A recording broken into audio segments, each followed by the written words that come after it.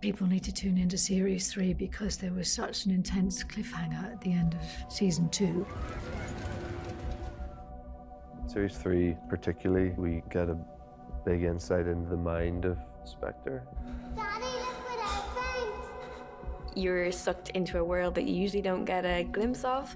Darker and deeper than any other drama series has taken. What ends up on the page is so much more interesting and unlikely and unsettling and out of left field than pretty much anything I could have ever come up with. How's he doing? He's lost so much blood. It looks like he's dying. The premise of The Fall is that you get to see a serial killer at work, played by Jamie Dornan, playing Paul Spector, and we see him attacking women. And we see the investigative team. I play Detective Superintendent Gibson, who's brought in from the Metropolitan Police from London to Belfast on the hunt for this man, Paul Spector. I think the thing about Spector that has been more harrowing for people is that he is a relatively normal person outside of the murders.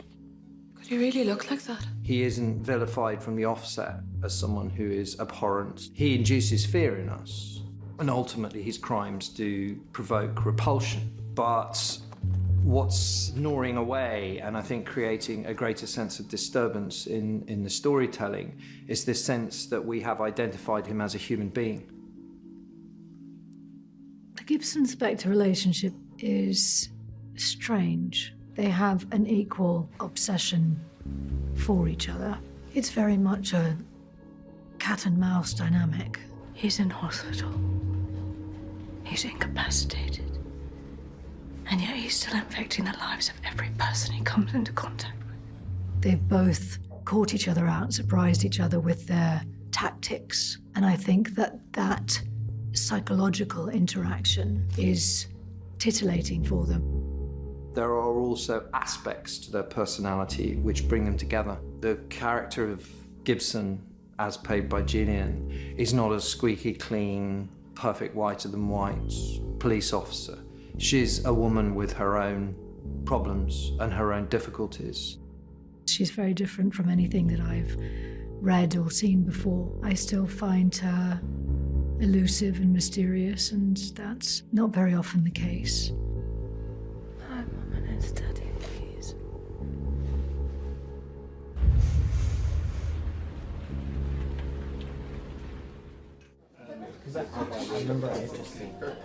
Seeing Jamie Dornan and Gillian Anderson in action on set has been inspiring, and that's not to use a cliche. They're just electric when they're on screen together.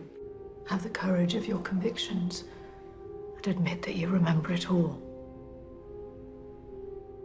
It took 4 or 5 years to really be able to create that dynamic between them. People always just come up to me after the first series and go, "What's Gillian Anderson like to work with?" And I was always like, we clearly haven't watched The Fall then, because I didn't work with her in the first series. You know, I had that one moment. But now I can say that I've worked with her substantially. And she's brilliant. He's very, very good. It didn't have to be that way. It could have been that he was just good at appearing like a terrifying, menacing, attractive serial killer, but he actually can act his way out of a lot. By the time they were in the 3rd season together, they had a very, very strong sense of precisely what the other performer had done with the role, to the point where it was beautiful to watch. Actually, seeing the final scene between them, the big showdown, really, you're aware that there's something going on there which is just way beyond dialogue. The interview is being suspended at 15:47 so that Paul Spector can consult with his solicitor. That's the detention officer. To do something of this scale and with this intensity, it requires the integrity of a single creator. Allan is just an extraordinarily talented writer, and he's so spare in his writing, and that's really uncommon. Across season 1, he worked as a writer and producer, and Al always had the intention of taking over the helm and basically directing as well as co-producing, and that's what he did on season 2 and on season 3. I think that gave Al almost a unique capacity to hold this world in his head in terms of its direction, its casting, its music, its editing, in terms of Gillian and Jamie and so on. There was one person who had the answer to the questions that would come up. There was someone who could define for this world what was right and what was wrong. Very good. That'll do us. Cut it. It was mentioned a lot in the first series that Belfast is sort of its own character within the Fault. I'm very glad it was, because it means I don't have to do an accent, which is nice. The old bad times in Belfast are still lurking, and they're touched on now and then. It gives it a dread and a threat, I think, Belfast. Certainly in the collective unconscious that I think is important. Al has done a very good job of incorporating it into the story. It adds, I suppose, maybe from history, a certain level of darkness, but then also a new energy to it. And it's nice to see Belfast in a different light, in a different setting, albeit the hunting ground of a serial killer, but still, it's nice to see something different being told. I'm from Belfast as well, so this is like literally sort of coming home. I haven't lived there for 15 years, but they're like family, this crew, for the most part, with the same crew over all 3 series. It's so heavy, the subject matter, but we have a real laugh in this job. 5 years wrapped on the fall. Thank you. The leaving gift for Jamie was just a fantastic moment of kind of reward and completion for all of us. Working with Jamie was a joy. Can't even bear the days. Thank you so much. That's unbelievable.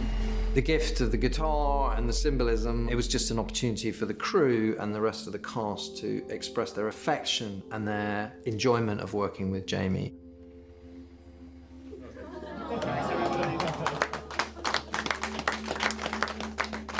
And I was moved by the fact that he was hugely moved by it.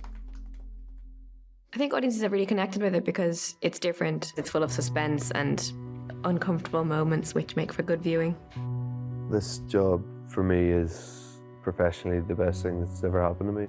The overriding memory that I will carry from it is it's such good material that it doesn't come along that often. We'd love to revisit a story with Gillian. We'd love to revisit a story with Gibson. But it's down to Al. We have to find the right story. Not every crime story will work for the Fall. It has to be a very, very specific story. It's the nature of the show, and it's the thing that makes the show rare, is you have to wait for that story to come along. We have to wait for Al to find that next story. And when it comes, I'm sure we'll make it.